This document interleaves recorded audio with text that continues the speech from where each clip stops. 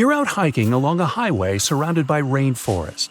There are no cars here, so all you hear is silence. The sky is thick with clouds. Now it starts raining heavily. As the first drops fall to the ground, you can hear a strange clicking-like sound coming from far away.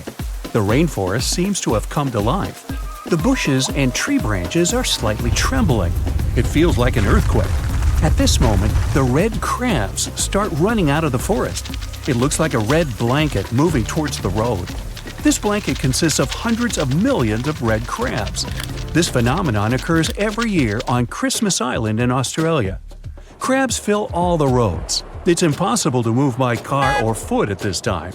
It's like a huge stream of a river that demolishes everything in its path. About 100 million crabs are trying to achieve their main goal in life – to reach the shore alive. For most of their lives, red crabs hide in burrows, in deep crevices of rocks. They stay there for almost a whole year, eating fruits, berries, fallen leaves, and other organic things. They try to live in damp, dark places to keep their body moist. Then the dry season ends. In October or November, when the rainy season starts, the crabs come out of their houses and make a journey of several days.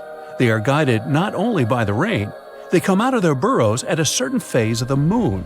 A little later, you'll find out why they need it. In several days, male and female crabs migrate to the coast of the Indian Ocean, and now they are finally in place. Here they produce their offspring. All males begin to dig deep burrows on the shore.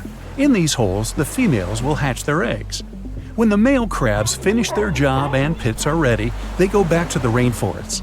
The females begin to hatch the eggs. It takes 12 to 13 days. Then the crabs take their eggs and bring them to the water. They reach the shore and release their eggs into the water. The phase of the moon now plays an important role. The moon creates an indirect tide, making it milder than usual. This helps to give the offspring a better chance of survival. The eggs of the red crabs have hatched, and small larvae move to the sea. Within a month, they go through several stages of development and take the form of a tiny transparent crab, similar to a shrimp. These tiny creatures are called megalopae. They accumulate in puddles near the shore in this shrimp form. There, they grow the first layer of shell and go deep into the land to look for a safe place. They grow up and wait for the rainy season to run back to the shore and produce offspring. To keep the crabs safe, people close roads in those places where migration occurs. Welcome to the French island of Réunion, located in the Indian Ocean, 430 miles east of Madagascar. The magnificent shore, a stunning coral reef, golden sands, and green jungle. For a long time, this island was considered one of the best places for surfing. But then, it turned into one of the most terrible and dangerous places on Earth, and sea creatures are to blame. Throughout the island, you can see signs saying that swimming and surfing outside the Coral Lagoon are prohibited. This island has become famous all over the world because of the frequent shark attacks. You can dive into the water near the island and immediately feel like prey. From afar, you notice several fins. They belong to some of the most aggressive and dangerous sharks in the world, bull sharks, and they are approaching you. In the beginning, it may seem they are slow, but they deliberately create the illusion of sluggishness to make the prey relax. At the right moment, they become agile and fast. They are called bull sharks because of their short, flat face, similar to a bull. Their bodies are strong and tough. These predators like to push their heads and hit their prey or other sharks with their noses. From the 80s to the present day, more than 50 shark attacks on humans have been recorded. During this time, the probability of a shark attack on a person has increased almost 23 times. Scientists still don't know the exact reason for these incidents. It's possible the number of sharks has increased, leading to a lack of food. Therefore, sharks eat anything and see people as lunch. Another theory says the water temperature has changed, and sharks feel comfortable swimming in this region. But the most interesting hypothesis is related to the volcano. Réunion is a volcanic island. Because of the ground fluctuations, large parts of the rockfall from the slope of the volcano end up in the ocean. This makes the water cloudy, and such conditions are ideal for marine predators. No, I'm not swimming there. The next island we're going to visit also looks peaceful, but is way more dangerous than Shark Island. We're moving to Brazil. The small green island is located 25 miles off the coast of this country. There are no people here. It seems completely uninhabited at first glance. However, you can see traces of modern humans. The old lighthouse. It's been abandoned for a long time. Sometimes the Coast Guard comes to the lighthouse to check if everything is okay and if there are no strangers on the island. People are forbidden to set foot in here for their own good. The only inhabitants of the island are snakes. This piece of land is home to about 4,000 species of these reptiles. They hang on trees and crawl on the ground. Snakes have no enemies in their home, and they feed only on birds that visit the island for recreation during a long flight. But the worst thing is, these snakes are some of the most venomous in the world. Oh boy! The golden lancehead vipers are a unique species that live only in this place. Snake Island was once part of the mainland of Brazil, but 10,000 years ago, the sea level rose, separated this place, and turned it into an island. The animals that live here were completely isolated. For thousands of years, all living creatures were displaced by poisonous reptiles. Their poison wasn't developed immediately in the body. Evolution has given them this to hunt birds. They can catch prey with one bite. There is a legend that a pirate arrived on the island a long time ago to hide a treasure. He put the chest in the depths of the island and settled snakes here so they would scare away anyone who wanted to find the treasure. Hey, works for me. We're moving to Southeast Asia. Ramri Island is located near the coast of Myanmar. This place was especially dangerous in the first half of the 20th century. The island is covered with dense forests and swamps. This wet place is ideal for a saltwater crocodile. This animal can reach 23 feet in length, nearly twice as long as a passenger car. Hey, you want to take a ride on this croc? Be my guest. And they can weigh nearly 2,000 pounds. These monsters are hiding among swamps and trees. You may not even notice them. At some point, they will come out and attack you. The exact number of crocodiles that lived on this island was unknown, but it was definitely a big number. Any living creature that enters their territory is regarded as food. Currently, the crocodile population on this island has decreased. It's not known whether there are any reptiles here at all anymore. Let's finish our journey on an island where animals are happy to see you. The unofficial name of this place is Pig Beach. It's located in the Bahamas. The island is inhabited by cute pigs. They sunbathe on the beach, walk through the jungle, and ask for food from tourists. But the coolest thing is that they can all swim perfectly. You can stay in a hotel on a nearby island, rent a boat, and come to visit the pigs. It's not known exactly where the pigs came from. According to one of the legends, they survived a shipwreck and swam to the island. In addition to pigs, you can also meet cats and goats there. But most folks come to meet Porky and his friends. Want to high-five a sea creature? Well, put your hand up for the Tasmanian red handfish. This fish doesn't swim like a fish. It walks. It uses its flipper-like hands to stroll around on the ocean floor. These bottom walkers are disturbed by swimmers and boats a lot. Some people even want to take them home as pets. I think it's better to just give them a wave and swim on by. The vampire squid.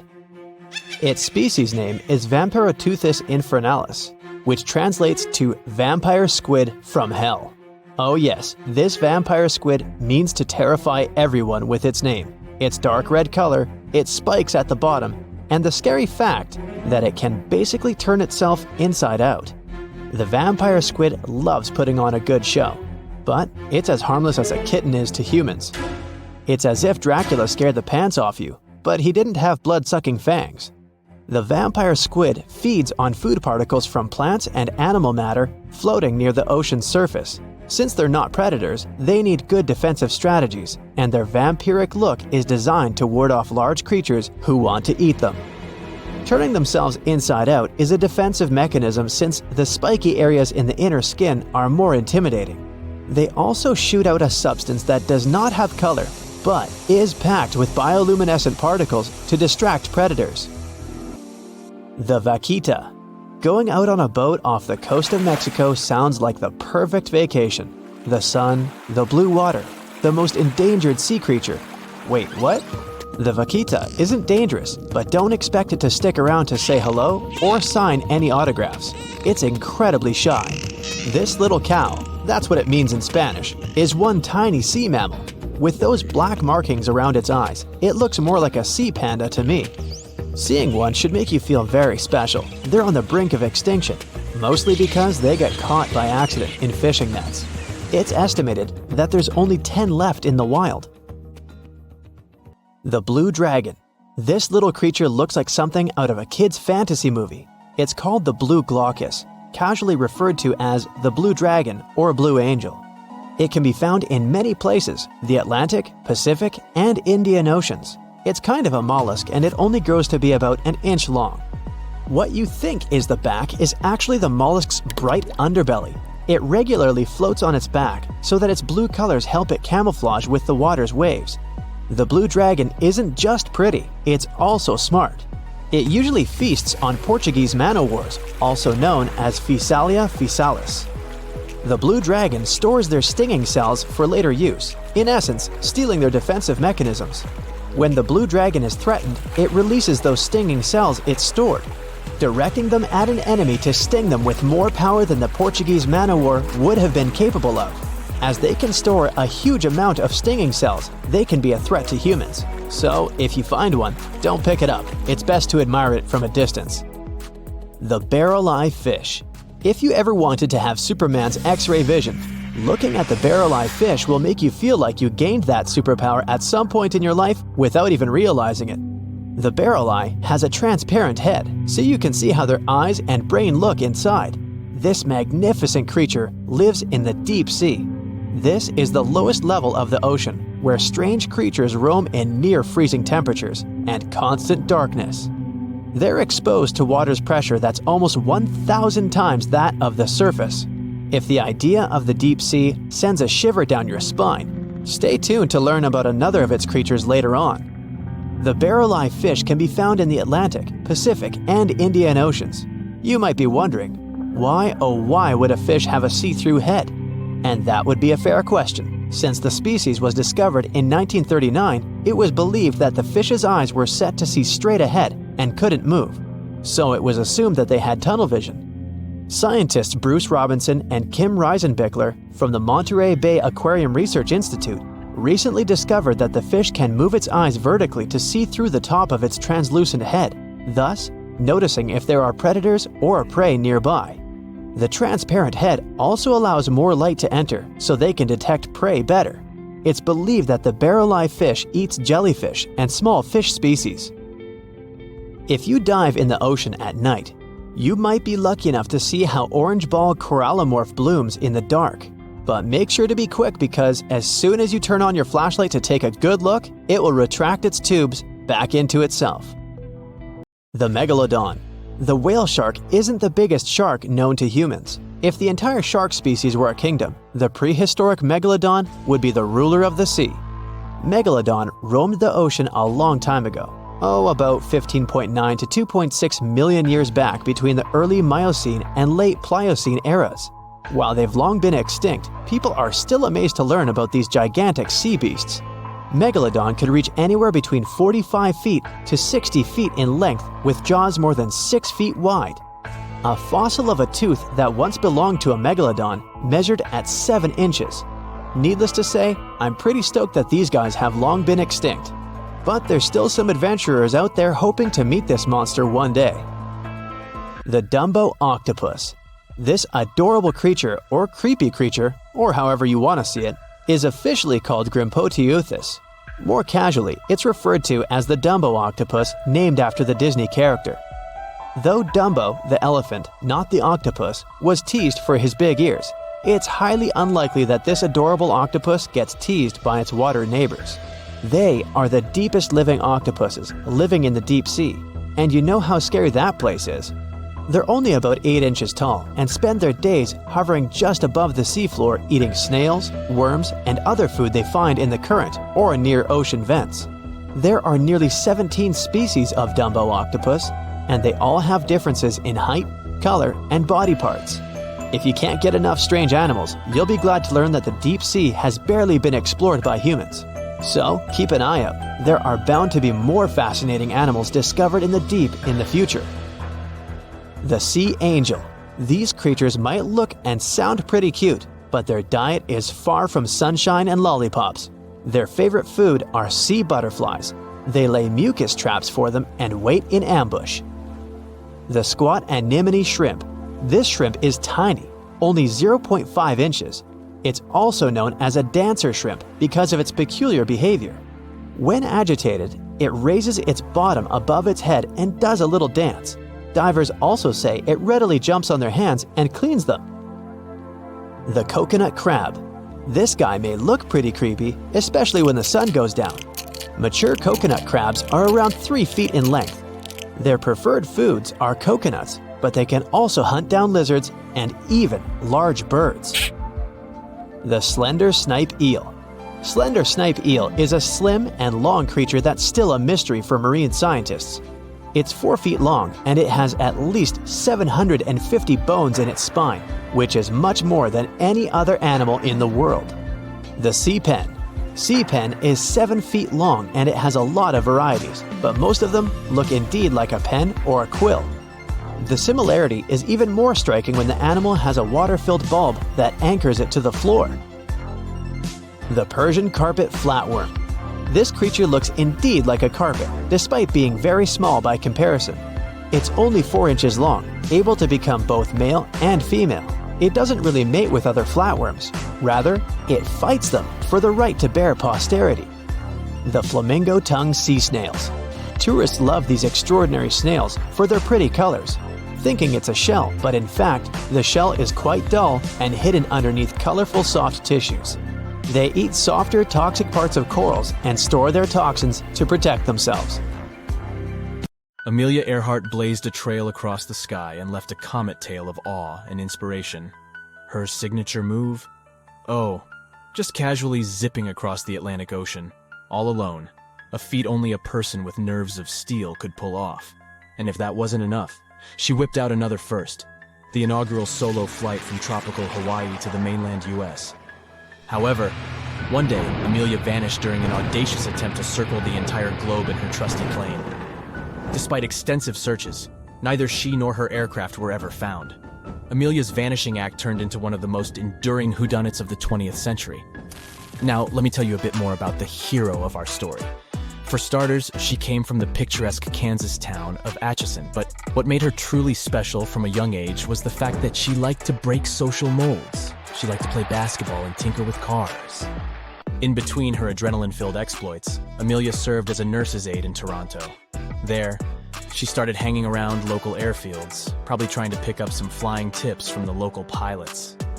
Returning to the US, Amelia dipped her toes in pre-med at Columbia University, but traded her textbooks for a pilot's jacket after a thrilling airplane ride with a veteran pilot in 1920. That was the hook. Amelia became irreversibly smitten with the sky. Learning to fly was no small feat, but Amelia was up for the challenge. She enrolled for flying lessons soon after.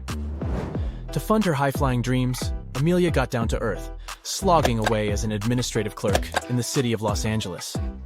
After scrimping and saving, she finally bought her own set of wings, a bright yellow plane, which she lovingly dubbed the Canary. After her flight test in 1921, she managed to snatch her first flight exhibition, wowing the crowds in Pasadena, California. When it came to setting records, Amelia was a master. She flew solo at amazing heights, a feat no woman had achieved before at that time. Next, she made a solo transatlantic flight, making landfall in a cow field in Northern Ireland. Despite her individual success, Amelia wasn't one to hog the limelight. She actively worked to bring more women into aviation. For this, she co-founded an organization dedicated to the promotion of female pilots. Today, this group still champions women in aviation across 44 countries.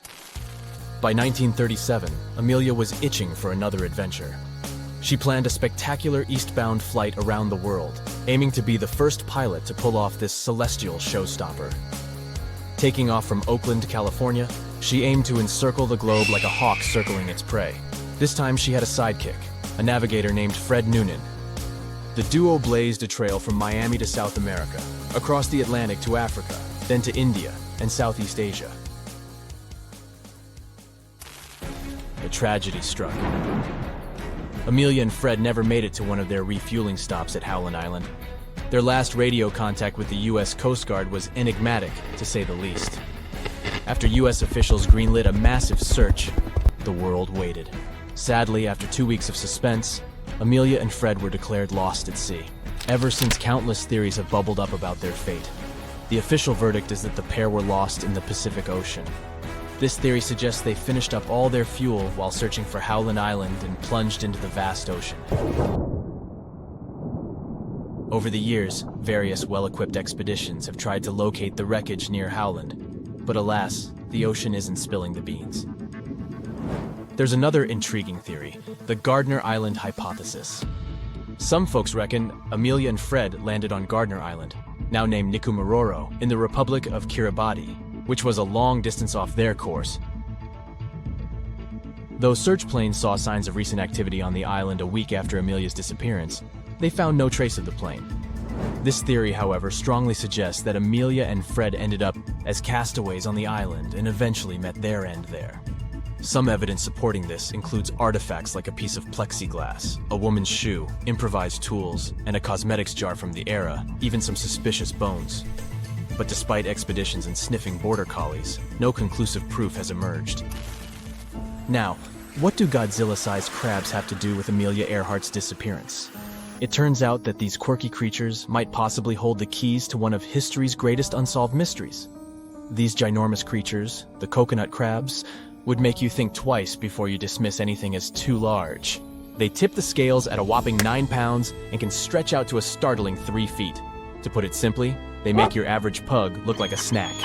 This theory takes us back to that tiny island in the Pacific, where Amelia supposedly made a pit stop but left no trace, Nikumaroro. When people went looking for clues regarding the famous aviator's disappearance, one rule was drilled into their thoughts. Watch out for those monster crabs. Their pincers can really pack a punch. By day, our explorers could easily steer clear of these hard-shelled creatures. They'd find the crabs lounging under the lush coconut palms, or maybe enjoying the breeze among the branches of the trees. Yes, you heard right. These critters are also good at climbing. But when the sun sets, well, that's when things get crabby. Those courageous explorers quickly learned that sleeping off the ground was essential unless they fancied a late-night claw massage. You see, these jumbo crabs are like the leading actors in this theory about what happened to our heroine Earhart and her navigator. According to this hypothesis, when the aviators missed their mark at Howland Island, they improvised a landing strip on Nikumaroro's reef. The plane eventually wandered off. Planes do that sometimes, you know, leaving Earhart alone on the island. Well, alone except for our mighty crustacean friends. By the 1940s, people had set up shop on the island and a chap unearthed some bones. However, he managed to find only 13 of them out of a possible 206, the total amount of bones in a human body. So, where did the rest of them go? You guessed it. Our robber crabs might have fancied a little midnight toy. Evidence indicates that the crabs have a tendency to clean up the island by dragging stuff back to their cozy burrows. Over the years, multiple experiments have been conducted to verify if these crabs have a peculiar hobby of bone collecting. In one such study, they introduced some bones to the island and kept their eyes peeled. Within a fortnight, the crabs had made a buffet out of it. In another exciting chapter, our researchers brought dogs from the Canine Forensics Foundation to give the area around a wren tree a good sniff. The dogs had earlier indicated that someone had kicked the bucket there. Despite their best efforts, they couldn't find any bones, but they're still hopeful. After all, if history has taught us anything, it's to never give up. These theories at least have some science to back them up. But as with many famous disappearances, there are also juicy ones. Was Amelia captured by someone? Were she and Fred secret spies who returned to the US under new identities? One of the craziest theories was neatly packaged in a book called Amelia Earhart Lives. The author put pen to paper and argued that our beloved Lady of the Skies didn't just vanish into thin air. Instead, she pulled a Houdini. And here's where things get extra zesty. According to this book, Amelia was nabbed by a foreign government. Thankfully, US officials came to her rescue. After a heroic effort, they transported her into the most clandestine relocation program ever. Her new identity? She transformed into a mysterious suburban housewife under the name Irene Bolam. But, as with all good stories, there was a twist. The hiccup was that Irene Bolam was already out there, living her life and probably whipping up a mean meatloaf in her suburban kitchen when she got wind of her new identity as a repackaged Amelia Earhart. Obviously, Irene wasn't too thrilled about this revelation, so she lawyered up and took a stand against the claims, vigorously denying this shocking identity swap. Think you know what lurks in the depths of the ocean? While nearly 95% of our oceans haven't been explored yet, it's hard not to let your imagination run wild. But thanks to brave explorers, deep-sea cameras, and awesome archaeologists, we do know about some pretty incredible sea creatures living in our waters today, and millions of years ago. From the 9-foot spider crab to the 60-foot prehistoric megalodon, these sea dwellers come in all shapes and sizes. But let's focus on sea creatures famous for their huge size. Can you guess which living species of whale is the largest? Well, it's not the orca, but that's a good guess. The orca is a toothed whale that can grow to anywhere from 23 feet to 32 feet, which is slightly smaller than a school bus. How about the narwhal? Nope, they're not the biggest either. These unicorns of the sea live mainly in Arctic waters and only grow 13 feet to 20 feet in length, and that's including their 9-foot tusk. Tired of guessing? Okay, I give in. The largest whale that still exists today is the blue whale. At a jaw-dropping 82 feet to 105 feet, the blue whale is not only the biggest whale we know of, but is currently the largest animal to have ever lived on Earth. Seriously. These animals are bigger than a T-Rex, and even the prehistoric megalodon. If you were to put a blue whale next to a school bus, it would look like it could swallow it. Think about that. According to National Geographic, a blue whale's tongue can weigh the same as an elephant. And their hearts can weigh as much as a car. That doesn't even sound possible. It's no wonder these giants need to eat about 4 tons of krill every day.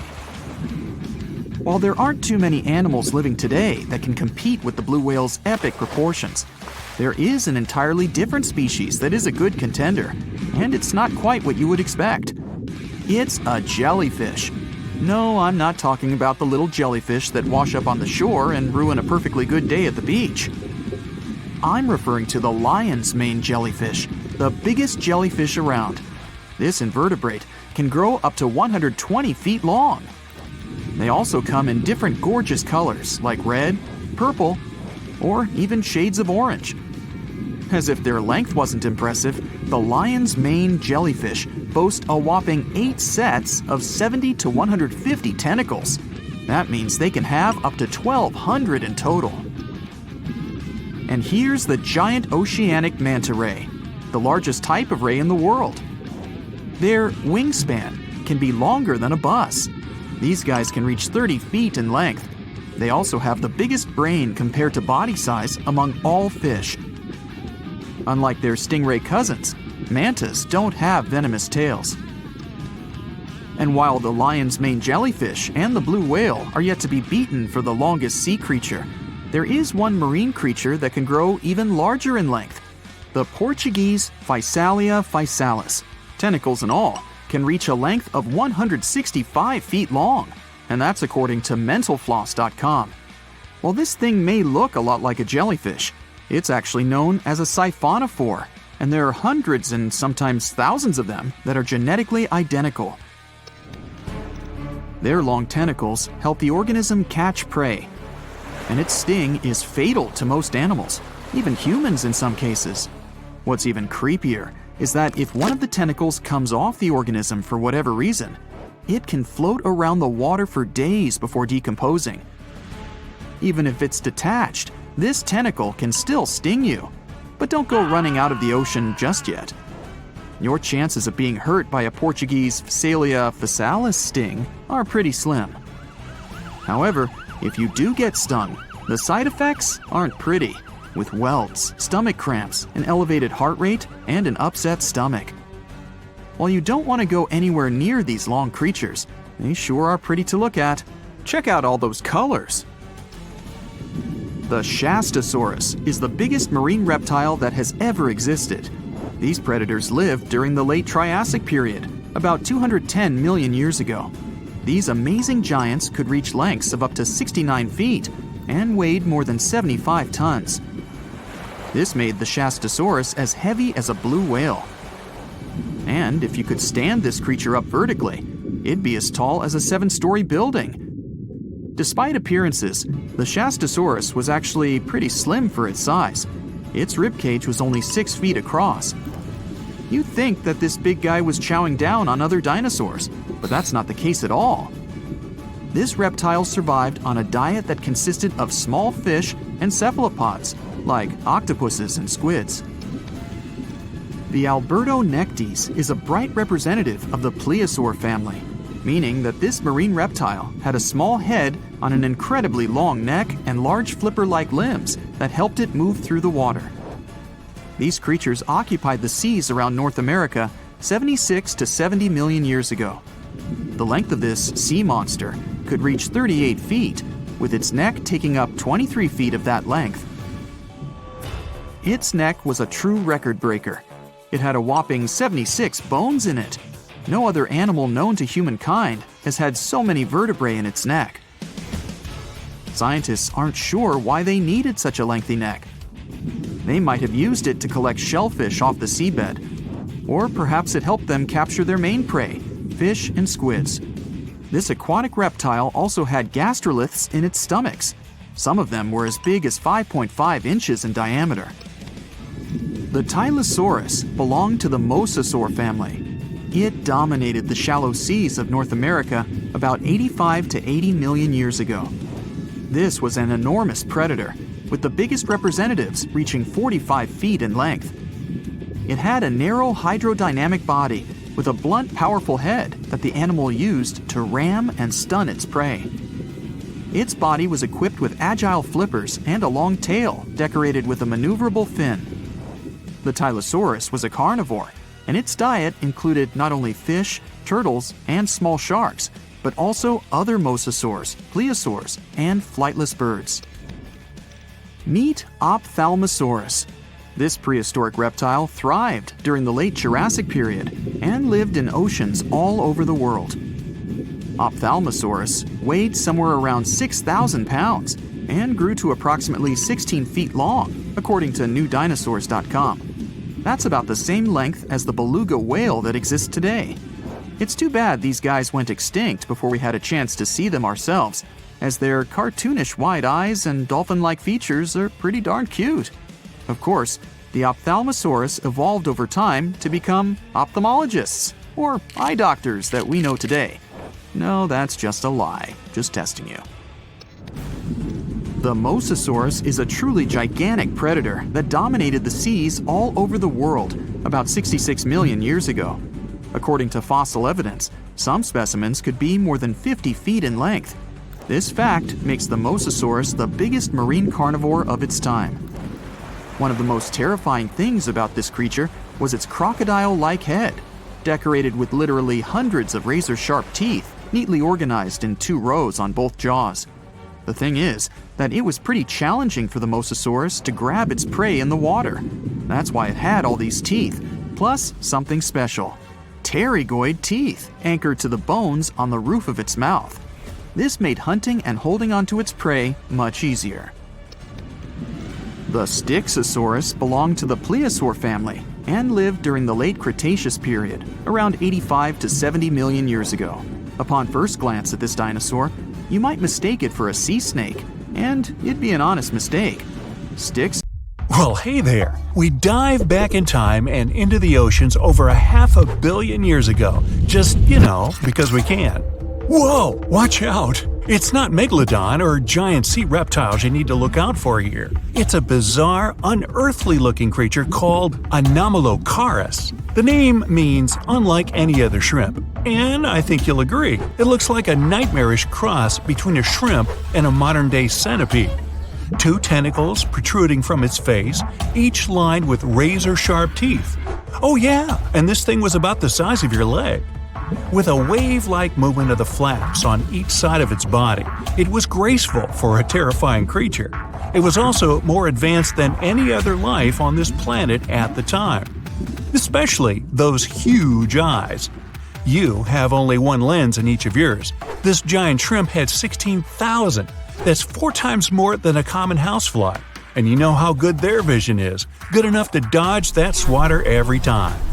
All this allowed Annie to become one of the first animals on this planet to feed on others.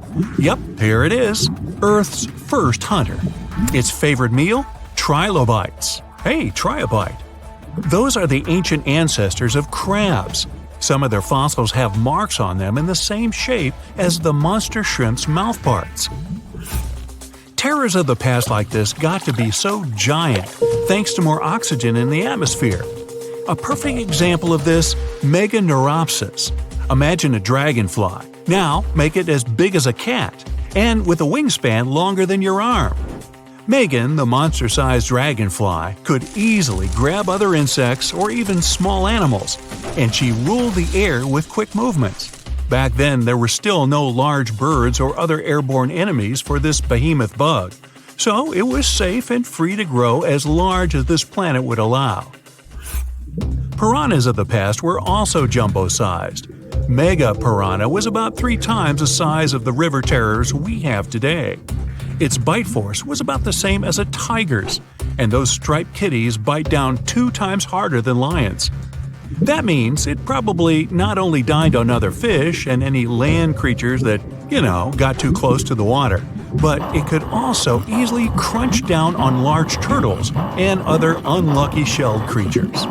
And fun fact, modern-day piranhas bark like dogs when they're about to enter a confrontation. It actually sounds more like a frog's ribbit.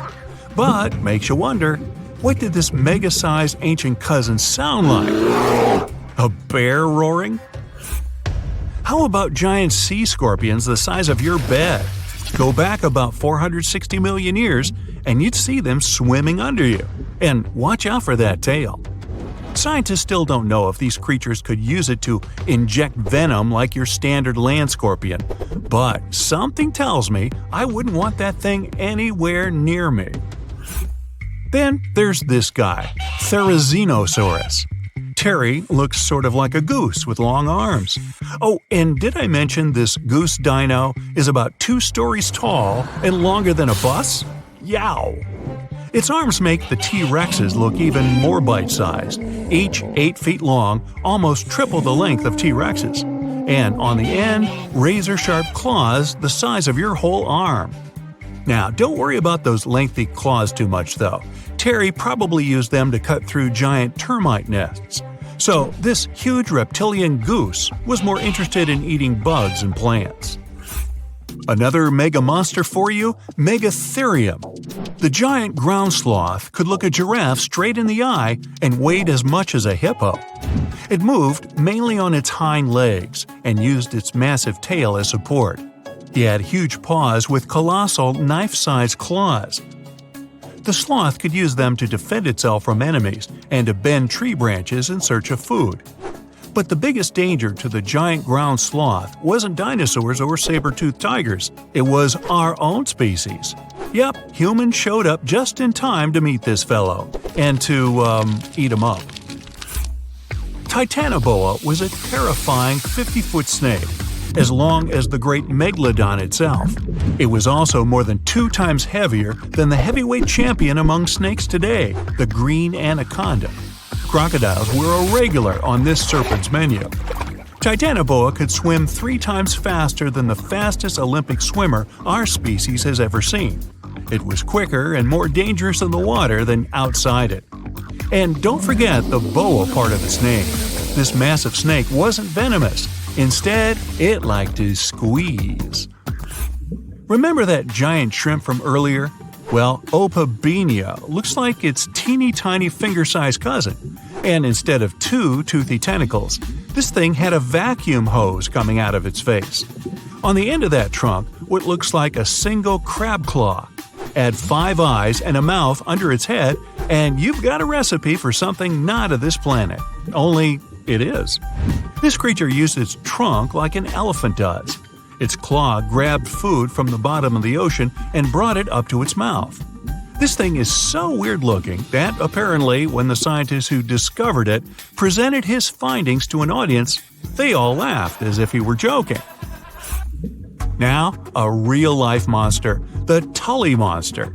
From a distance, it looks a bit like Nessie, that long neck and teeth-lined jaws. But get closer, and you'll see it's more like a long nose with a mouth attached at the end, like a mosquito. Its eyes are further back, sticking out of tubes all snail-like. Tully was an ancient mollusk, about the size of your forearm. It probably dined on jellyfish and shrimp 300 million years ago. Thylacus smilus will put a smile on your face as long as you don't get too close. No, it's not a relative of the saber-toothed tiger. It was a marsupial, making it more related to a kangaroo than anything. And if you compare them to body size, its fangs were actually longer than a saber-toothed tiger's. And they grew continuously. As for that beard on its chin, that's actually all chin. The lower jawbone grew down to a point under the mouth. Those fangs were rooted to the skull, going way back to its eyes. When the mouth was closed, that bony beard protected the long, sharp teeth from breakage. Staganapolis, not to be confused with Minneapolis, might look like a big crocodile with a squished-in snout, but it was mostly harmless. Its small head and very few teeth meant the reptile didn't have much to work with when protecting itself. That's what all those armored scales were for, and no need for huge fangs or long rows of razor-sharp teeth when you're a plant eater. That beak-like tip on its nose allowed the stag to dig up plants. So, really, this reptile was more like a 10-foot scaly pig than a croc. Basilosaurus was a type of ancient whale that lived on our planet about 45 million years ago. Not quite as long as a blue whale, but this guy was still big enough to munch down on other whales and even sharks. Some people believe these monsters could still exist today. Eyewitnesses claim to have seen a giant sea dragon, and Basilosaurus fits the description. Plus, 90% of our oceans are unexplored. There's plenty of space to hide a sea monster. But scientists haven't found any fossils of this ancient whale younger than 3.7 million years. So, this myth is busted. Stegosaurus is one of the most recognizable dinosaurs that ever lived.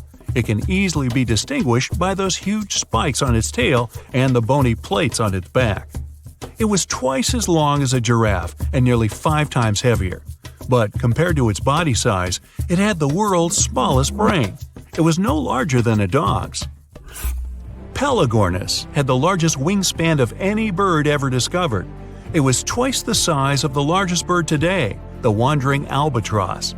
Such huge wings made it hard for the bird to take off. It could only do so by jumping off cliffs.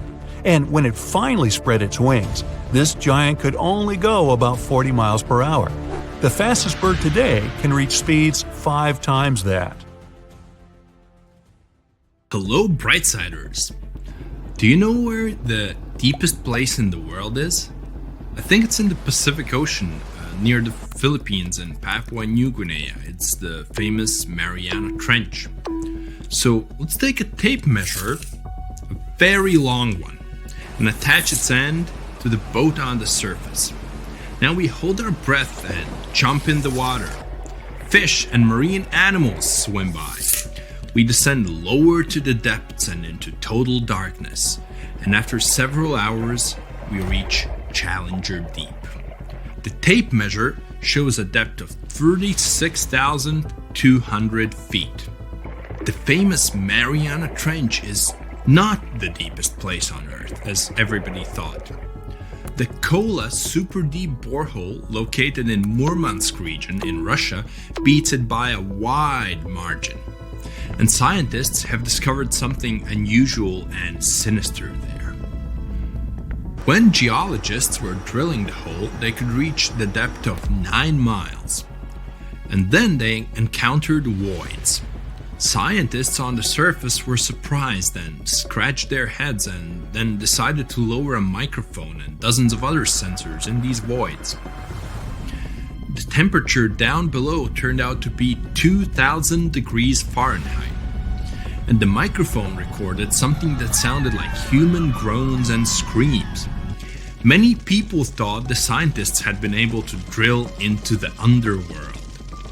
The shocked people up above had already begun to panic, but suddenly an unknown creature jumped out of the drill pipe. It looked like a black goat that walked on its hind legs. Its body was shrouded in black flames. The creature got out of those deep hollows and ran off into an unknown direction. Okay, wait. These are just myths that one newspaper published on the 1st of April. It's International Joke Day, by the way, but many people believed it. It made many believe the scientists working at the borehole had opened a portal to the nether, and that now horrible outworldly creatures were free from their imprisonment. But like with any myth, there's some truth to it. The deeper the scientists drilled, the higher the temperature got. At 3 miles deep, it was 160 degrees. At 4.5 miles, it was 250. And at the maximum depth of 7.5 miles, the sensors recorded a temperature of 413 degrees. One day, scientists heard a loud explosion underground. They stopped working and everyone tried to find out what caused such a loud pop. But there was seemingly nothing there. After a while, they continued drilling deeper, and at the same depth, no accidents happened. The drilling began in May 1970. They passed the first 4.5 miles quite easily, and it was primarily hard granite rock. It was like drilling through a hard wall. But then their drill went into softer layers, and the shaft of the hole began to crumble. It was like drilling in wet sand. Every time the workers took the drill out, there was a risk that the hole would collapse under its own weight. As that eventually happened, the scientists picked a new direction to drill, and you know what's interesting? In the end, the map of the entire well looked not like a straight beam from top to bottom, but like a tree trunk which had diverged into many different routes. 9 years later, scientists reached the depth of 31,400 feet and broke the world record for the deepest borehole. By 1983, they made it another 8,000 feet deeper. After a brief pause in the work, there was an accident. A part of the drill broke away from the main body and remained in the borehole. For several months, scientists tried to extract the drill, but nothing worked, and they had to return to the depth of 4.5 miles and start all over again. The drill was divided into sections, and one such unit could only last about 4 hours before it had to be replaced. In terms of depth, that was only about 32 feet of drilling. Then the drill was lifted to the surface, replaced, and lowered back down. On average, the drilling speed was about 200 feet per month. That's like a 20-story building.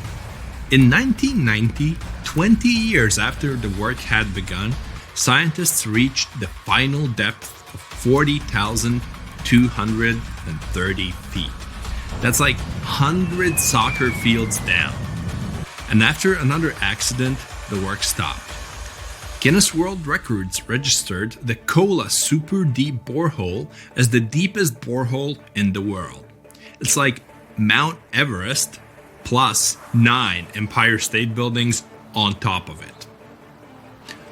One of the most unusual discoveries at the Kola Super Deep Borehole was that the soil at the depth of about 2 miles almost perfectly matches the composition of the surface of the moon.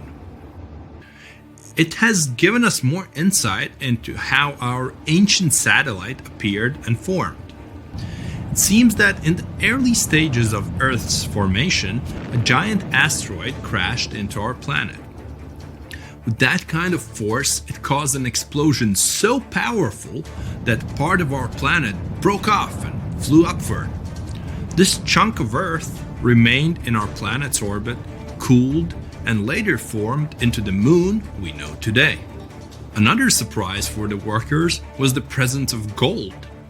There was about 2.5 ounces of gold for every ton of soil lifted. The deeper the scientists went, the older the rocks were. In layers of rock about 2.8 billion years old, they found fossilized remains of living organisms. It made the world of science bubble with excitement, as it meant that life on our planet appeared 1.5 billion years earlier than first thought. In the early 1990s, they shut down the drilling project. Gradually, the buildings around the borehole and the drilling equipment were lost. Today, a lot of tourists visit the place. It's because of those same myths about creatures from the underworld. Yes, there's a hole 7.5 miles deep under that rusty lid. But the scientists working there never reached their goal. They wanted to drill into the Earth's mantle, but to do that, they would have had to dig down to a depth of about 44 miles. At 200 feet per month, it would have taken as long as 80 years. That's assuming no accidents happened. But the deeper it goes, the more interesting it gets. A few years ago, they found a massive amount of water deep underground. Somewhere up to 370 miles down, there's a substantial ocean billions of years old. And the amount of water there is several times greater than in all the oceans, seas, and rivers combined on the surface of Earth. The water there is at a scorching 2,800 degrees Fahrenheit. But because it's under a tremendous pressure, it doesn't evaporate. It's encased in a crystalline structure of minerals. This ocean was formed in the early stages of our planet's development, when there was only hot lava and debris of space bodies around. But the most exciting thing you can find by drilling is living organisms. They've been there in isolation for billions of years, and they can give us clues as to how life came into being in the first place. Scientists in Antarctica have created a similar borehole. An entire lake half the size of Lake Ontario was discovered under the thick ice. The amount of water in this lake is only 3.5 times less than in the Lake Baikal, the largest lake on Earth by volume. The ice that hides this lake is at least 20,000 years old, and the water beneath it has been isolated from the outside world for about 15 million years. While drilling, scientists lifted a chunk of ice from deep down below and found an unknown bacterium on it. Its genetic code was only 86% similar to known living organisms. That means that we've never seen bacteria like this before, or it had come from outer space. But that's just a theory. We know that these bacteria can live in unusual conditions and at water temperatures below freezing. The composition of underground lake water is also different from what we're used to. There's a lot more oxygen and carbon dioxide in it. Add to these conditions complete isolation, and we get living organisms that have developed and evolved in a completely different way. Do you understand what it means? The study of deep organisms may give us a clue as to whether life could exist beneath the ice on other planets or their moons. For example, Saturn's moon, Enceladus, has ice 24 miles thick.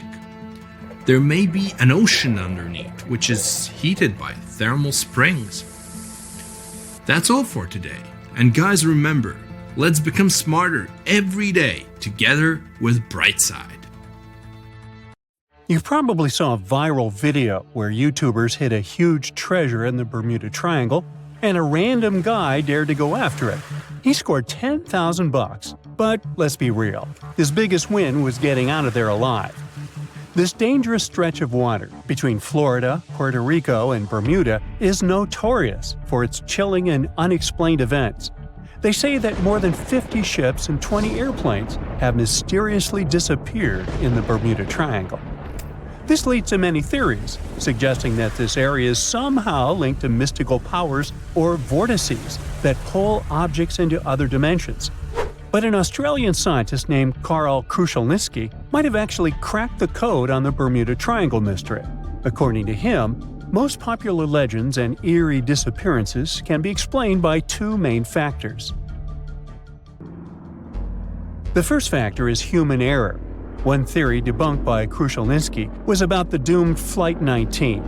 Back in 1945, a group of 5 planes from the U.S. Navy took off on a routine training mission from Florida. Everything was going well until, 90 minutes into the flight, the troop commander reported that they were lost, and then poof, they just disappeared. One of the largest air and sea searches in history was conducted to find them, but to this day, no one has found any trace of Flight 19 or the 14 men on board. What still makes people scratch their heads about this event is that the weather conditions when they took off were actually great.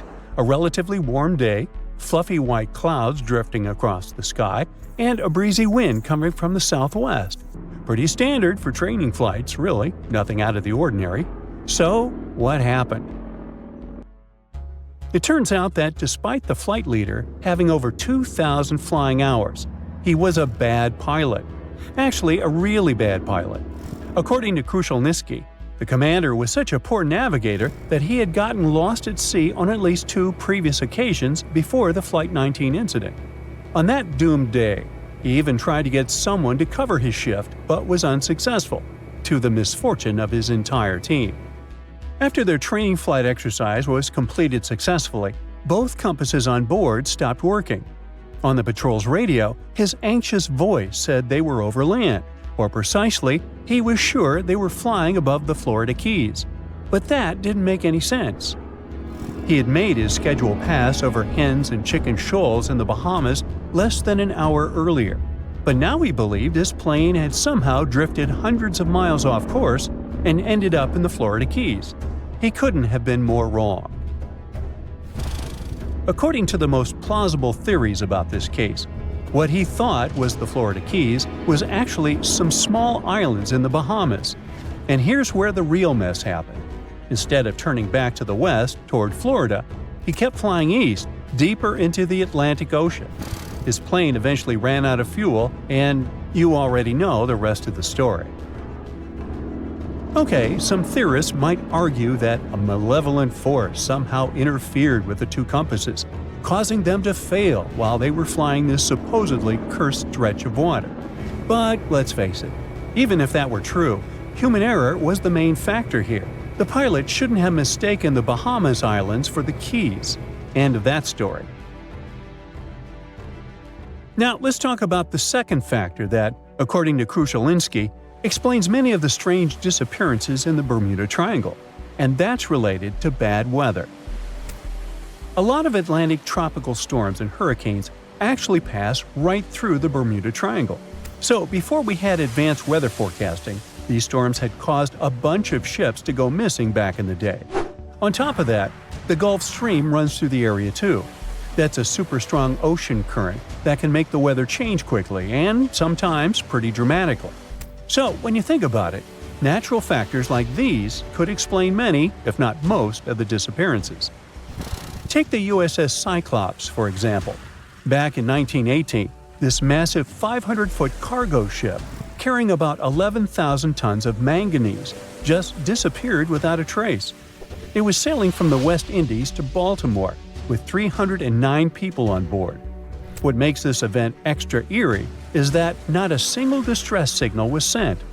Over 100 years later, we still have no idea what happened to it. No wreckage has ever been found. Of course, people have come up with all kinds of theories about the USS Cyclops. One popular idea is that it ran into a sudden, violent storm. With all that heavy manganese on board, it might have capsized and sunk really fast.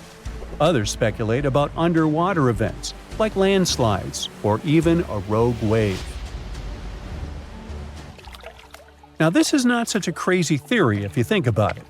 According to Crustaceans, the Bermuda Triangle isn't just a bad weather zone. It is about the raw power of the ocean itself. The ocean floor there is way deeper than most people realize, going down nearly 30,000 feet. That's basically like Mount Everest in reverse. When the ocean water gets that deep, it tends to hide things. making it the perfect place for ships and planes to just disappear without a trace. The expert confirms that there is also a tiny chance that even stranger events could be happening beneath the waves of the Bermuda Triangle, and that is related to methane clathrate. This is a fancy name for an ice-like compound that forms underwater or in really cold places with methane gas trapped inside. Sometimes these structures can break free, creating bubbles on the surface, and this bubble shower can be fatal, at least for ships.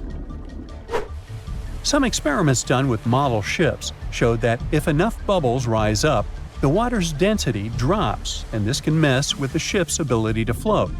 If a large number of bubbles come up and cover a large area quickly, the ship could lose enough buoyancy to sink or tip over.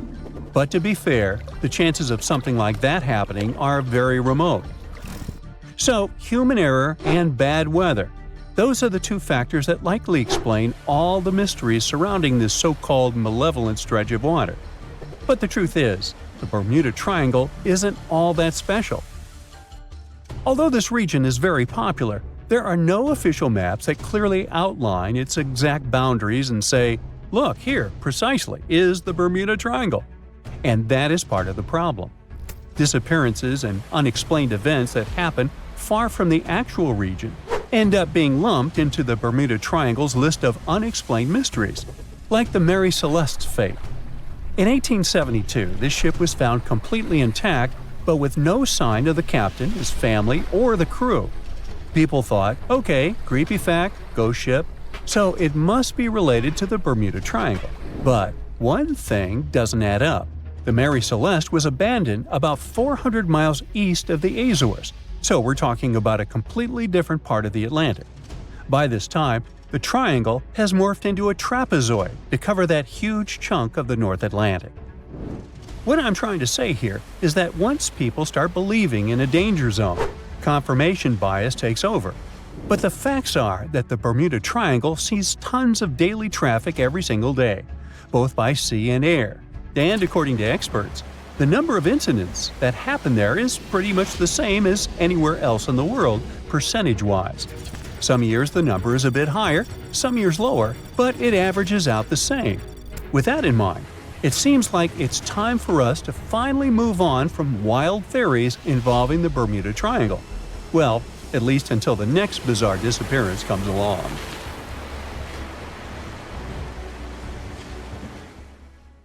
It looks like a prehistoric creature that came from the time of dinosaurs. This scary beast is called the basking shark. It can grow up to 39 feet. People have only reported 3 of them in the past 160 years. The last sighting was in 2015, and before that, about 80 years ago. These sharks sometimes rise to the surface to filter out small animals, such as shrimps and other small crustaceans, when they want to have a nice, tasty seafood dinner. But when there isn't enough grub at the surface, they go down to the depths of almost 3,300 feet, where they tend to stay for months, which is something researchers discovered using satellite tags. Tag, you're it! Now, basking sharks like to spend their time in more temperate waters, but they can migrate long distances. They live across the globe, but in warm tropical or subtropical areas, they won't go near the surface because they're not fans of high temperatures. The lion's mane jellyfish is not that rare, but it's fascinating how large it is. It's the biggest among jellyfish species and the longest animal. Its total length can reach 120 feet. That's approximately 23 feet more than the longest blue whale scientists know about. The jellyfish has around 70 to 150 tentacles, and they all contain huge amounts of neurotoxins that can seriously harm you if you come in contact with the animal. But people don't usually come across this type of jellyfish because it rarely lives near the coast, preferring the open ocean. Generally, you can find the lion's mane jellyfish no deeper than 65 feet below the surface, where it dines on small fishes, zooplankton, and some other types of jellyfish. It uses its tentacles to catch its value male. Hey, you want fries with that? The giant phantom jelly comes out of the darkness and depths of the ocean's midnight zone. Its sun-hat-shaped bell reaches over 3 feet across. This bell trails 4 ribbon-like mouth arms that can be up to 33 feet long. This quite rare creature uses its mouth arms to catch unfortunate animals swimming around and not knowing what's coming for them. Giant phantom jelly propels itself through the water with periodic pulses coming from its orange head. It glows faintly and mysteriously in the pitch-black depths. It lives across the globe in all the oceans except for the Arctic. I'm guessing it's too cold. Because of its odd shape, people often call the oarfish the dragonfish or sea serpent. It's about 26 feet long, which makes it the longest bony fish we know about, and lives at depths of 3,300 feet. Oarfish spend most of their time in the deep, dark parts of the open ocean in tropical and subtropical areas. They almost never come to the surface, unless, invited. It's a ribbon-shaped and shiny silver creature with a long red dorsal fin and red oar-like pelvic fins. Its body has no scales and is very thin. The fish can grow to a length of about 30 feet and weigh 660 pounds. Oarfish have really big eyes that help them see better in their dark, scary surroundings. The frilled shark is definitely one of the gnarliest-looking marine animals out there. If you saw it somewhere, you'd probably think you went back to the age of dinosaurs. Yup, the frilled shark is a prehistoric creature because its roots go back 80 million years. This living fossil can grow to be 7 feet long. It got its name from its frilly gills. Even though frilled sharks have the shark part in their name, they swim similar to an eel in a distinctly serpentine way. Its mouth is terrifying. Similar to the maw of the great white shark, it has 300 trident-shaped teeth lined in 25 rows. Hey, come a little closer, huh? Researchers discovered this creature in the 19th century, but people rarely see it, and no wonder. It usually lives at depths of between 390 and 4,200 feet. Most of the time, the frilled shark feeds on squid, swallowing them whole. Its long jaws allowed the frilled shark to gape extra wide and swallow animals half as long as its entire body. Goblin sharks are very rare. Researchers have spotted fewer than 50 of them in more than 120 years. But maybe that's for the best, since we're talking about a pretty scary fella with a narrow snout and sharp teeth. It's also capable of thrusting its entire jaw outward when it wants to catch something. Sounds familiar. As it's lurking through the dark depths of the ocean, a goblin shark sees a small squid that looks quite yummy. The dangerous animal inches toward the squid. When the poor creature notices the predator, it tries to dart away, but it's too late. The shark has already thrust its jaw the whole 3 inches out of its mouth. This jaw is connected to the flaps of skin the shark can unfold. This helps a lot because the goblin shark is a sluggish animal, so it's pretty hard for it to chase its food. After finishing its lunch, the goblin shark puts its jaw back in its mouth and swims away as if nothing's happened. Goblin sharks mostly live at the bottom of the ocean. Like many other shark species, they prefer swimming alone. Here's a silver-colored creature with very rough skin. That's the ocean sunfish, with a total length of almost 11 feet. Its other name is mola. The ocean sunfish is the heaviest of all bony fish out there. People sometimes call it a swimming head because of its bizarre appearance. These creatures have such a weird shape because they're born with a back fin that never actually grows. It just folds into itself as the animal matures and creates a rounded rudder. The sunfish is a bit clumsy. It moves with the help of its mighty fins that allow the animal to swim on its side. This marine inhabitant is a solitary creature. It mostly feeds on zooplankton and jellyfish. The spotted wobbegong is one of the world's rarest sharks. It grows to be more than 10 feet long. It may not look as terrifying as some of its shark relatives, but it's pretty good at catching unsuspecting animals swimming past, mostly during the night. The animal has a spiracle, which is why it can breathe while staying still at the bottom of the ocean. It's motionless most of the time, which is why you can barely notice it. Its flat body and large pelvic and pectoral fins blend in with the underwater terrain. That's why they're so good at hiding. This ability helps when these sharks want to protect themselves too. Wobbegong means carpet shark. They usually live close to the ocean floor in coral reefs, on sandy bottoms, and under piers. People have even spotted the shark in the water that is barely deep enough to cover its flattened body. Now, blobfish lack teeth and bones, so they can't actively hunt. Since they don't have much muscle mass, they can barely move around. Hey, I had a roommate like that once. They get their energy from animals they scoop up from the seafloor. They also know how to conserve this energy. That's how it usually goes with deep-sea creatures. They don't have as much food as those animals that swim closer to the surface. Instead, they have special body mechanisms that allow them to save energy for the times when they don't have much to eat.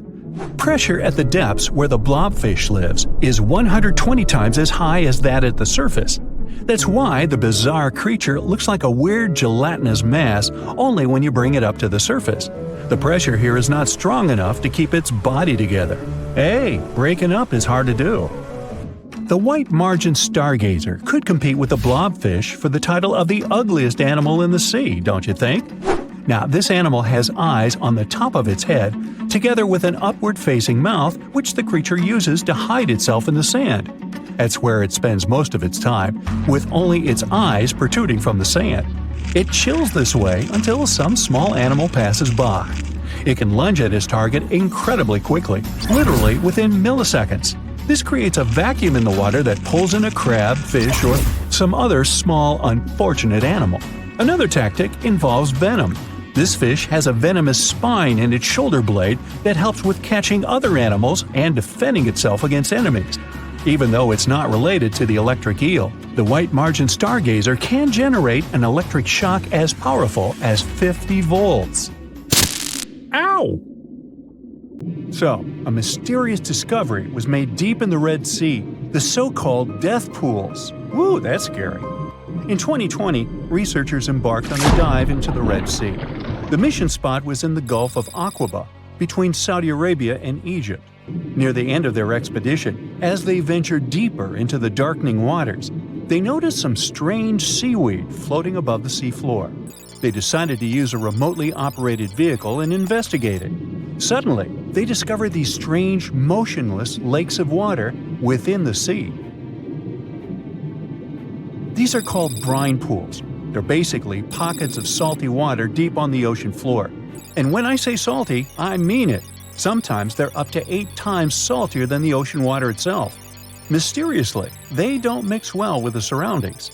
They formed millions of years ago, sometime during the Miocene epoch, back when weird creatures roamed the earth, like me, and deeply buried mineral deposits dissolved into the water. The largest pool spans about 170,000 square feet.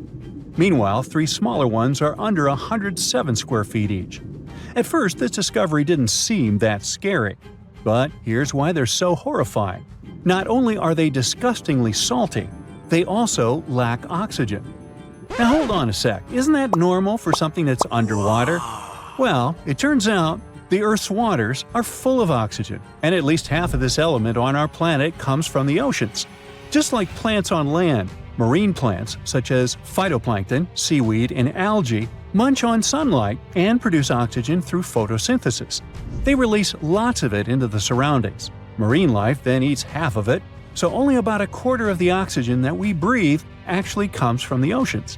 Just like us, sea creatures need this element to survive. Without it, they can't breathe and support their metabolism to live. That's why these pools are super dangerous for most of them. It's like a puddle of thick syrup for bugs. When they get in, the poor things immediately suffocate and pass away. Which is why the pools are surrounded by a graveyard of marine animals. But let's see how these things can exist in the first place. Have you ever tried making ice cubes from salty water? Spoiler, it's pretty hard. When you add salt, the water gets harder than usual to freeze. A phenomenon that has a funny name, freezing point depression. Oh, that's because salt interferes with the hydrogen bonds between water molecules. As it finally freezes, stuff like particles, dirt, or dissolved salts get pushed out to the sides. As a result, the salt's kind of squeezed out of the ice crystals and gets trapped near the edges in small bubbles or pockets. Something similar happens in the ocean when seawater starts freezing under super cold polar caps. The salt doesn't freeze with the water. Instead, it gets pushed out, forming a super salty cold liquid, the brine. And then it sinks down to the ocean floor. On a large scale, all this process also helps currents to form. Despite being so dangerous, the pools are still full of microbial life because microbes couldn't care less, they'll survive anywhere. There are literally thick mats of them in the brines. There are also some salt-loving creatures, like shrimps and eels, hovering around the pool's edges. They're being super creepy, waiting to catch unsuspecting prey that ventures too close to the toxic death pool. Ew. Well, it sounds icky, I know. But this discovery gives us some fascinating insights into how life might have originated on Earth. We already know from the evolution theory that we came from the ocean, but now scientists think that life might have begun in the deep sea in some super dark, oxygen-free places. These brine pools are like time capsules. They're one of the closest things we found to the early Earth. They can tell us the planet's history of earthquakes, floods, tsunamis, and more. For example, they have some traces of rainfall that happened over 1,000 years ago. And they can also help us search for life on other water-rich planets. For example, Mars most likely used to have huge oceans on it. Now, NASA scientists want to send a special instrument called HABIT for a special red planet mission to study things similar to our brine pools. This will tell us more about how life appears and survives in the universe. There is lots of unexplored fascinating stuff like this in the Red Sea. That's why scientists conducted the so-called Decade Expedition and spent around 5 months exploring the place. This expedition was launched by the National Center for Wildlife. They made so many remarkable discoveries that now we've got 77 new research papers. For example, they found over 10 blue holes, incredible underwater sinkholes that host unique ecosystems. They also learned that dolphins can use those blue holes to protect their young from predators. Scientists also found traces of great white sharks, a creepy community of deep-sea lanternfish living in low oxygen conditions, and even a new coral species. It's the most resilient deep-sea corals that also vibe just fine without oxygen, like microbes we mentioned. Speaking of which, research also showed us some new ancient thermal vents and large blobs of microbial formations near Farasand Island. Now, can you believe that with all that, we only explored 5% of the ocean? It's divided into several layers based on depth. Each layer becomes darker and more isolated from sunlight as we go deeper. The places that no sunlight can reach are terrifying. Now, the fun, cute layer with dolphins and turtles is called the epipelagic or sunlight zone. It's so tiny, but even this layer is about 650 feet deep. Then we have the mesopelagic or twilight zone. It's the layer of mysterious octopus, shark, and other loners which extend to about 3,000 feet down. And then the horrors begin after this one. We encounter the bathopelagic or midnight zone. It extends to 13,000 feet below the surface, about a half of Everest above you. Here we have the famous poor blobfish, squids, and anglerfish. Below it is the abyssal zone. It extends to about 20,000 feet deep. Since there's not much sunlight or oxygen, as we mentioned, most creatures here are quite small, like tube worms and shrimp. The darkness continues until we arrive at the scariest place of the planet, the place full of trenches formed by tectonic plate movements, the Hadal Zone. It's named after Hades, the deity of the underworld in Greek mythology. Just like Hades' realm is dark, remote, and guarded, the Hadal Zone is the deepest and most depressing part of the ocean. It starts at depths of around 20,000 feet and can go down to 36,000 feet and more. The famous Mariana Trench also belongs to this zone. Only 3 people in history have ever explored these depths in person, making it one of the least explored and most mysterious places on our planet. However, despite crazy high pressure, near freezing temperatures, and complete darkness, there are still things who manage to survive here. Guys like amphipods, which are critters who feed on dead material sinking from above, and the Hadal snailfish, which lives as deep as 27,000 feet. So scientists used to assume that if there's no sunlight, there wouldn't be that much oxygen around. But one day, a research team decided to measure the levels of oxygen in one of those deep zones. Surprisingly, the levels were super high. They checked the equipment thinking that it was malfunctioning, but nope, all the sensors showed the same thing. Turns out the oxygen was somehow generated by rocks. These small potato-sized rocks on the seafloor are called polymetallic nodules. They're rich in metals like copper, nickel, and cobalt, and they're basically like small batteries. When you put a battery in salt water, it can produce bubbles of gas, a process called electrolysis.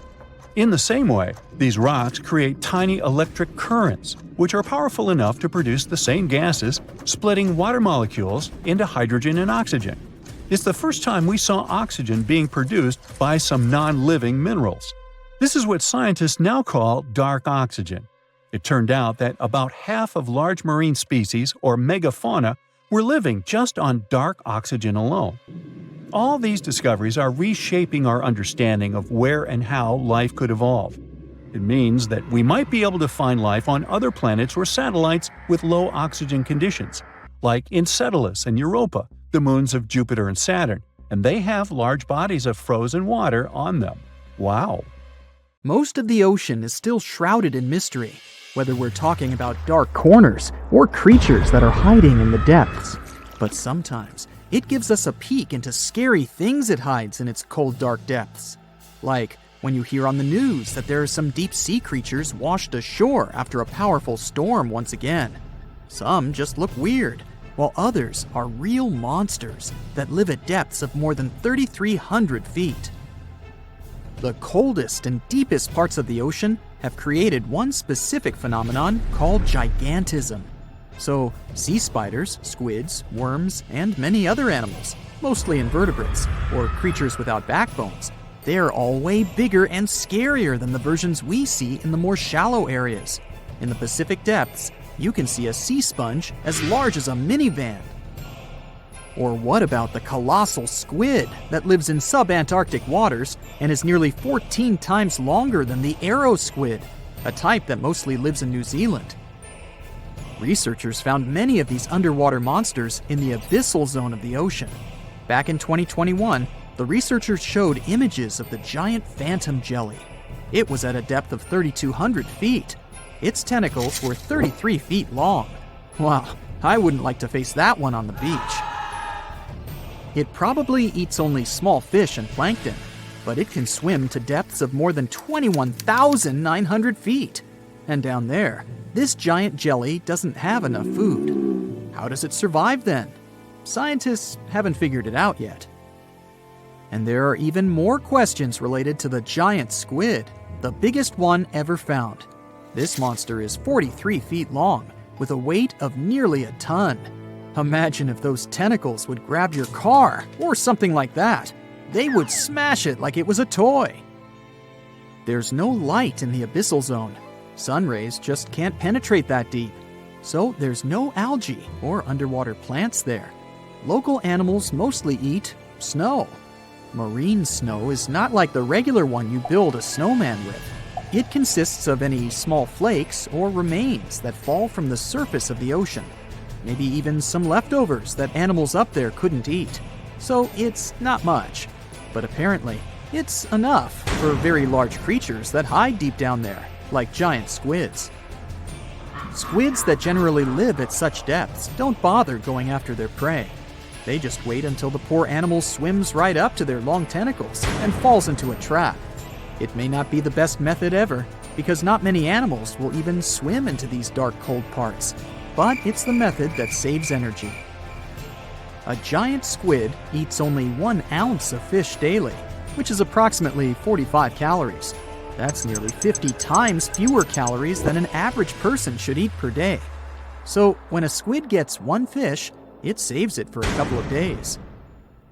I hope giant squids won't get the idea to go to the surface and look for food when there's not enough of it in the abyssal zone.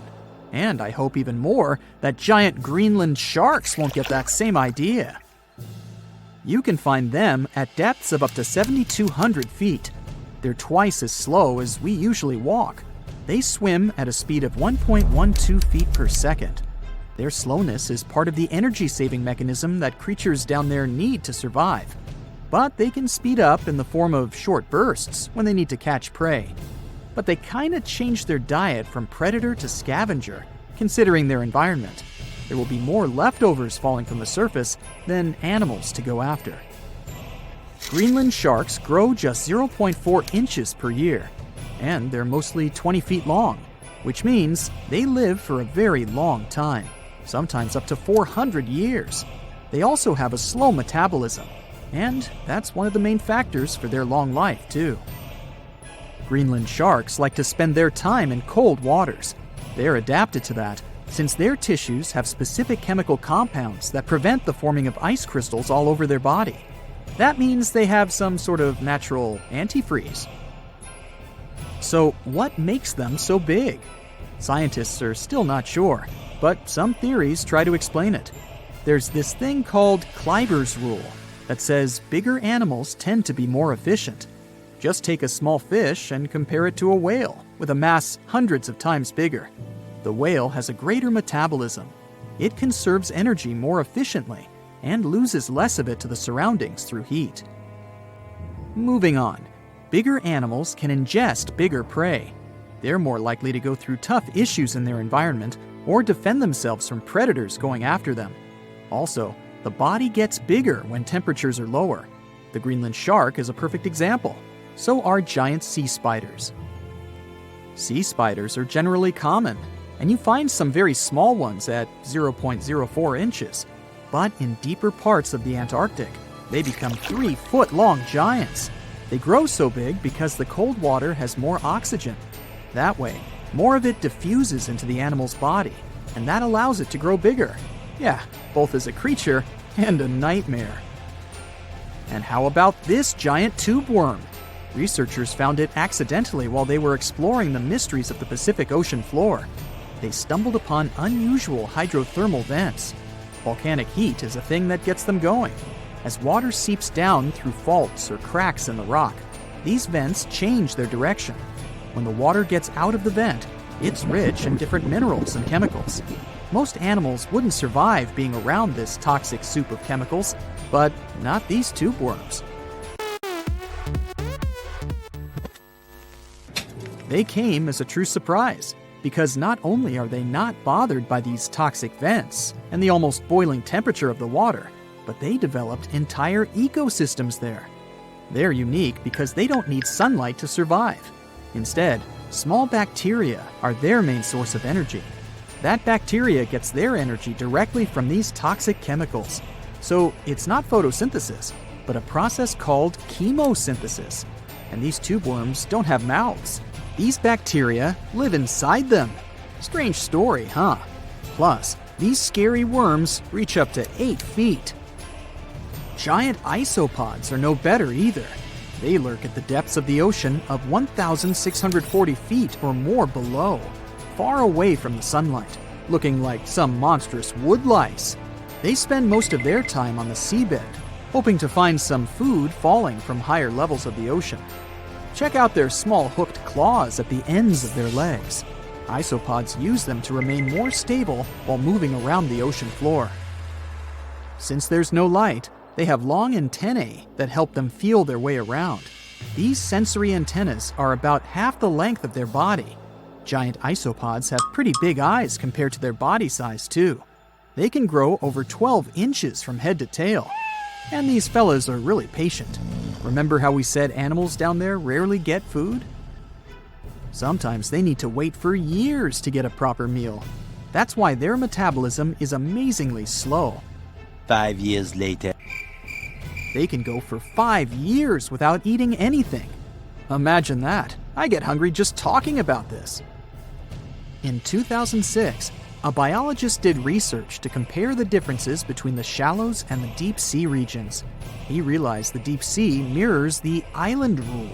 First, isolated parts of land develop biodiversity you won't find anywhere else. Second, small-bodied life there grows much bigger when it's isolated, compared to life on large land masses. Resources are limited, but also competition and predators. And we don't know much about these deep-sea creatures. It's too expensive and too complicated to carry out such research, so we'll just wait for more raging storms to show us at least part of the monstrous world cold ocean depths hide. The stonefish. Stonefish aren't going to win any beauty contests, unless the pageant is for best rock lookalike. Their tiny unreflective eyes and rough skin blend in perfectly with their environment. A large head, an even bigger mouth, and a home full of, yeah, it's rocks. And just because you're on the beach doesn't mean you're safe. Stonefish can survive for 24 hours out of the water. Stepping on one or even handling one won't be that fun. Their dorsal fin spines have extremely strong venom. It shoots out when they get stepped on, and it can lead to paralysis or even heart failure. You'll need help fast. No wonder they're one of the most dangerous creatures in the water, or anywhere. Be careful when scrambling around rocky areas. They love to play hide and seek. The deep-sea dragonfish. If there were a prize for the most hideous fish in the ocean, the deep-sea dragonfish would win. With slimy, scaleless skin, massive teeth, and a face only a mother could love, this bad boy of the sea is nothing to mess with. It likes to swim between 700 feet and 6,000 feet below the surface of the ocean, where the waters are the darkest and coldest. Along with some other creatures on this list, the deep-sea dragonfish relies on its bioluminescent body parts to catch prey. It also uses its hanging appendage, which boasts a little red light on the end, coming out from its lower jaw. Many fish mistake this little light for prey, luring them right into the jaws of the deep-sea dragonfish. Very clever dragonfish, very clever indeed. The fangtooth. The Mariana Trench is an underwater trench with a depth of 35,000 feet, nearly 7 miles below the ocean surface. Let that sink in. While scientists know the Mariana Trench exists, it's one of the least explored places on Earth. It's also the deepest area of Earth's oceans. And although many creatures down there probably haven't even been seen by humans yet, scientists have had the creepy pleasure of getting to know the fangtooth. The fangtooth fish shamelessly lives up to its name. Just look at that thing. The fangtooth is carnivorous and feeds on just about anything it can find that gets caught in its sharp-toothed mouth. These fish rely on their contact chemoreception to find prey. In other words, they can sense chemical residue that comes off of other living organisms in the deep sea. This is because they don't have any light-producing cells on their bodies, unlike many other deep-sea fish. On top of all that, it's pretty dark down there. So whatever crosses their path, they chomp on. While these guys look pretty scary, they're not a threat to humans. They only grow about 7 inches long. Even so, I wouldn't want to run into one of these things during a relaxing swim in the ocean. The Dunkleosteus. Strangely enough, this prehistoric fish, known as the T-Rex of the seas, had no teeth.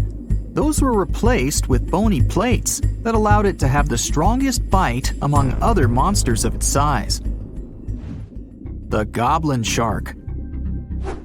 If you thought the movies about sharks were scary, this next deep-sea creature will make you swear off going for dips in the ocean forever. However, it lives 3,000 feet underwater, so you'll never likely see it face to face. The goblin shark looks like a cross between a shark and a creature from your worst nightmare. These sharks boast a protruding sword-like snout with a jaw that juts out to match. Unlike other sharks that have more of a gray hue, this creepy thing looks not so pretty and pink. Aside from their scary demeanor, what do scientists really know about the goblin shark? Well, not much, except that they can grow up to 18 feet in length. Looks like there's still a lot to learn about these guys, if you dare to. By the way, did you know that sharks don't sleep? Many species have to keep water moving over their gills to get oxygen, so they can't fall into a deep sleep like we do. That's why they stay half awake during rest. Typically, sharks don't even close their eyes. The cookie cutter shark. This shark is a living horror, with lower teeth being big and sharp, while the upper ones are much smaller. When its teeth fall off, the shark eats them to maintain calcium levels. Pretty smart solution for a shark. The frilled shark. Studying the frilled shark is like looking through a portal back to prehistoric times. That's because scientists think that these eel-like sharks haven't changed much since their oldest ancestors roamed the deep sea waters, so they're sometimes referred to as living fossils. These sharks' mouths are filled with a terrifying 25 rows of backward-facing sharp teeth, 300 in total. They're designed to grasp prey and hold them tight so they can't get away, according to early studies of the shark conducted in 1884 and published in the Bulletin of the Essex Institute. Luckily for swimmers, the frilled sharks live between 390 feet and 4,200 feet below the ocean's surface, so they'll probably never run into them. Probably. This is probably the worst nightmare of any dentist. The northern stargazer. Take a look at this cutie. The northern stargazer is definitely not something you'd wish to see on the ocean floor. This horrid creature hides its body under the sand, leaving its face above to wait for prey. The tasseled wobbegong. Here's another carpet shark on our list. It lies low on the bottom of the sea and patiently waits for its prey to come by. The Australian ghost shark. The Australian ghost shark isn't really even a shark, but a very bony fish. It's also a living fossil. It hasn't changed within the last 400 million years. Believe it or not, sharks and humans have a common ancestor that lived around 440 million years ago. Even though we both evolved in our own way, there are still some signs of that connection. For example, the genome of an elephant shark is very similar to humans. The Leopleurodon. This list of terrifying creatures would be incomplete without mentioning the terrifying and prehistoric Leopleurodon. This carnivorous marine reptile existed during the Colovian stage of the Middle Jurassic era and ruled the waters at 9 feet in length. Scientists believe Leopleurodon thrived in this deep-sea trench because of its ability to swim long distances and its 4 paddle-like limbs. While they probably weren't able to propel themselves toward prey like other animals of the area, they did manage to accelerate and attack very ruthlessly and efficiently. Additionally, they relied on their long snouts to smell prey, which leads scientists to believe they didn't rely on sight for hunting. This means they could have thrived in the dark Mariana Trench. Around 150 million years ago, Leopleurodon became extinct due to competition for prey against other thriving marine reptiles. And I think I speak for all of us when I say, thank goodness for that. Considering that scientists have only explored 5% of the ocean floor and found some of the scariest sea creatures imaginable, one can only dream of what other animals reside in the deep sea waters.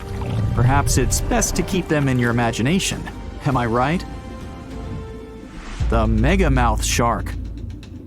This shark is a filter feeder, and it's friendly to humans, although its huge mouth can look quite threatening. Like basking sharks, it swims with its mouth constantly wide open, as if it were on Twitter. The gulper eel. This deep-sea eel has an easily distended belly that allows it to swallow prey twice its size in a single monstrous bite. They have very unusual jaw shapes and can reach about 2 to 3 feet in length. Do you see that large log near the ocean floor? Maybe it's part of an old ship. Treasure, gold, diamonds, I'm rich! Well, as you get closer, you notice something. It's swimming! It's not a shark or a dolphin, it's a saltwater crocodile. Now don't panic. If you bump into one of these reptiles in the sea, it's unlikely it'll think of you as food. Crocodiles have a special valve in their throat that stops them from drowning underwater, but that doesn't mean they can't bite. Usually, they're heading to a nearby island, and the quickest way there is to body surf. They can't really take the ferry, you know.